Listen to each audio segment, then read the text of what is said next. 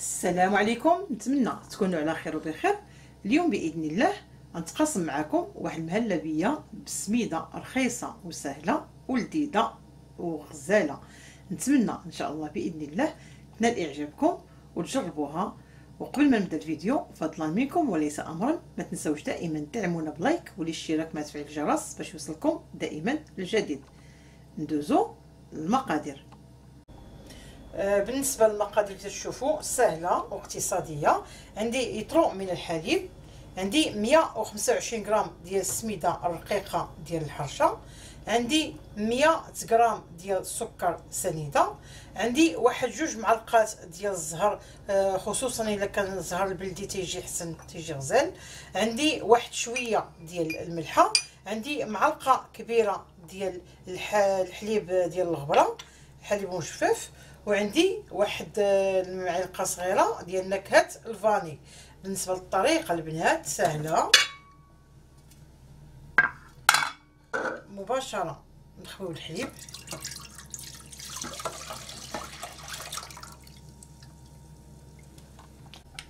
ندير نكهه الفاني، السميده مع السمرة بالتحريك، سكر سنيده كي قلت لكم 100 غرام،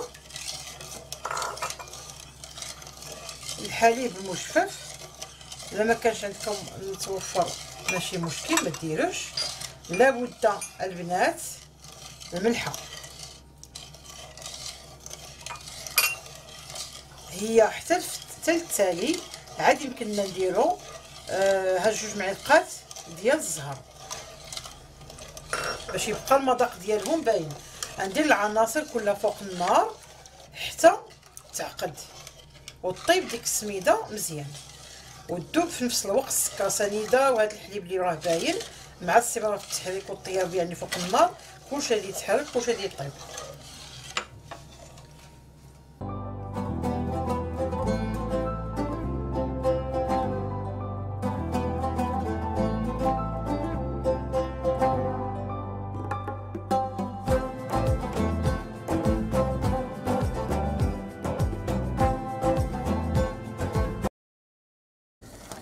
تنبقى مستمره بالتحراك حتى تطيب لي السميده مزيان وتتنشف كذا تشوفوا وتتولي لي طلقه الخيط.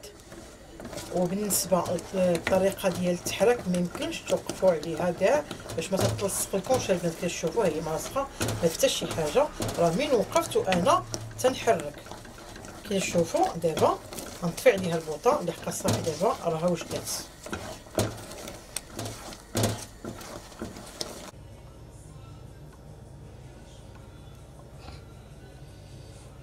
تنخويوها في الكؤوس اللي غادي نحطو فيها بالاختيار ديالكم البنات قبل ما تتقصح.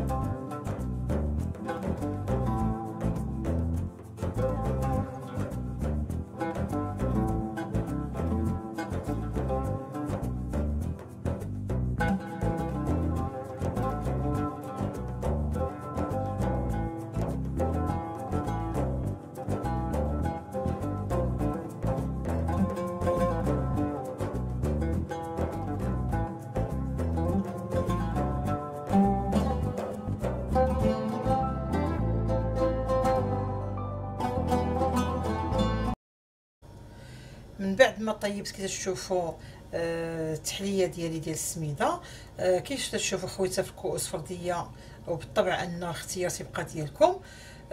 خليتها 2 دقائق كي تشوفوا هي بردات بلا ثلاجه بلا حتى شي حاجه، عاقده واخا ما ديروها في الثلاجه البنات لا حتى شي حاجه. دابا بالنسبه للطبقه الثانيه عندي ربع لتر من عصير البرتقال، عندي 2 معلقات ديال السكر سنيده، عندي معلقه كبيره ما يعادل 30 غرام ديال كريم باتيسير. بالنسبه الا ما كانش عندكم متوفر كريم باتيسير ممكن التعويض ديالو مايزينا. بالنسبه نكهه البرتقال غنخوي نكهه البرتقال، غنزيد عليها اما المايزينا اما كريم باتيسير. مباشره نزيد السكر سنيده، نحرك العناصر مزيان. هي الاولى دائما تحركوا السكر مع المايزينا او كريم باتيسير باش ما تتكورش وما تتحببش. نزيد عليها عصير البرتقال،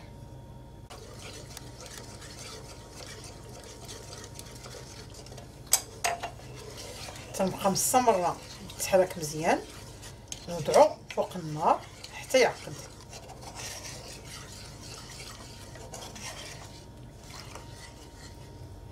كي تشوفوا تنبقى مستمره حتى تتعقد وتنحيدها فوق النار.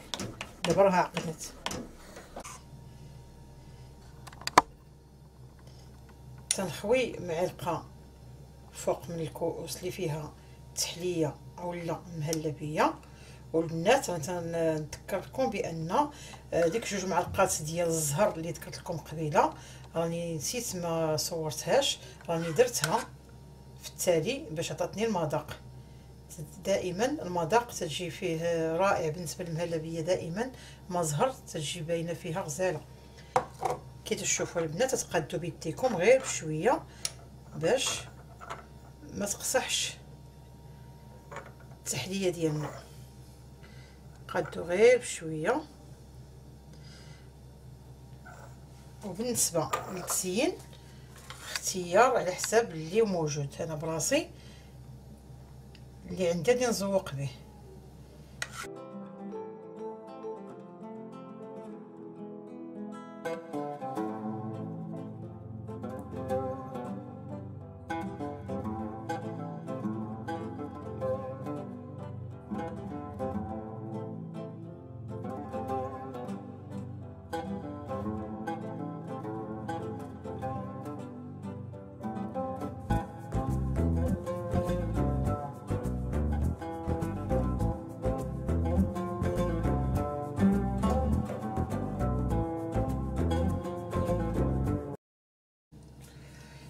بالنسبه بعد ما كملت المهلبيه او التحليه، الشكل النهائي نتمنى ينال اعجابكم وتجي الغزاله، خصوصا المهلبيه او التحليه بالسميده.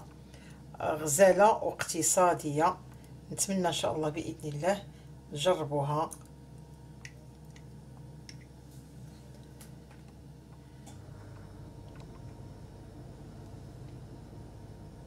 راه تجي غزاله واقتصاديه. نتمنى ان شاء الله باذن الله الوصفه ديال اليوم تنال اعجابكم، وتحياتي للجميع، ونتلاقاو في وصفه واحده اخرى. خليك في دارك، تحمي بلادك وناسك وتحمي حتى راسك. اشترك في القناة وفعل زر الإشعارات، وأيضا لا تنسى دعمنا بلايك.